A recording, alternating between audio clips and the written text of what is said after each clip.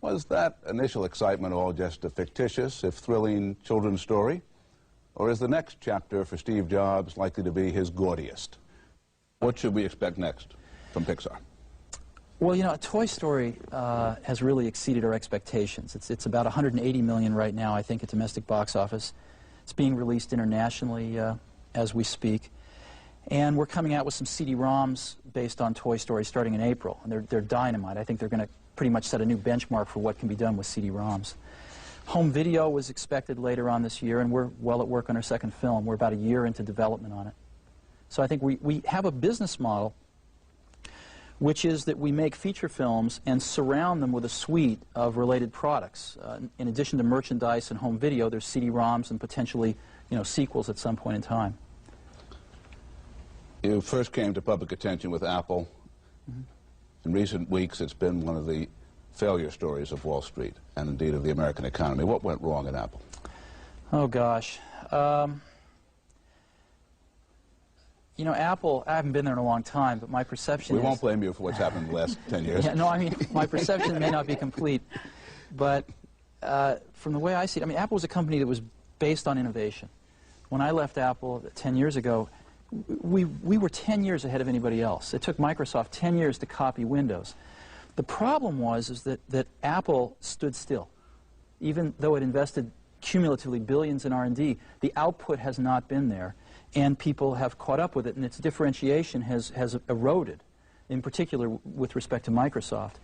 And so the way out for Apple, and I still think Apple has a future. There's some awfully good people there, and there's a tremendous brand loyalty to that company. I think the way out is not to slash and burn, it's to innovate. That's how Apple got to its glory, and I think that's how Apple could return to it.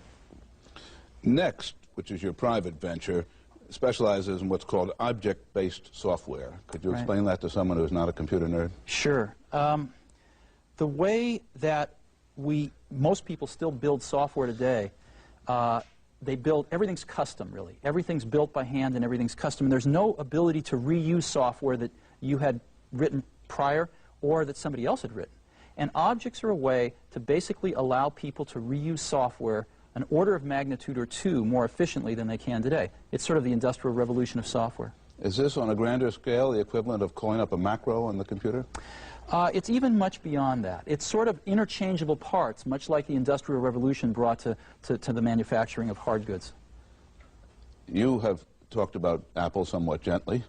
You've also mentioned Microsoft. Much of your current efforts seem directed at constraining Microsoft. Is that accurate?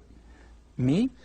No. I've read some of these computer nerd publications lately, and it seems to me that the fight for the Internet you envision as anybody but Bill Gates. Well, I think there's a lot of people working on stuff for the Internet, and Next is one of those companies as well. And for me, the most exciting thing, you know, in the software area is the Internet, and part of the reason for that is no one owns it. It's a free-for-all. It's much like the early days of the personal computer. And the rate of innovation is very high. And we know from experience now that if any one company gets a dominant position in it, no matter who that is, the rate of innovation is going to drop precipitously. And we'd like to not see that happen forever, or at least for quite some time. I assume as a good entrepreneur you want the market to limit him, not the government. Is that correct?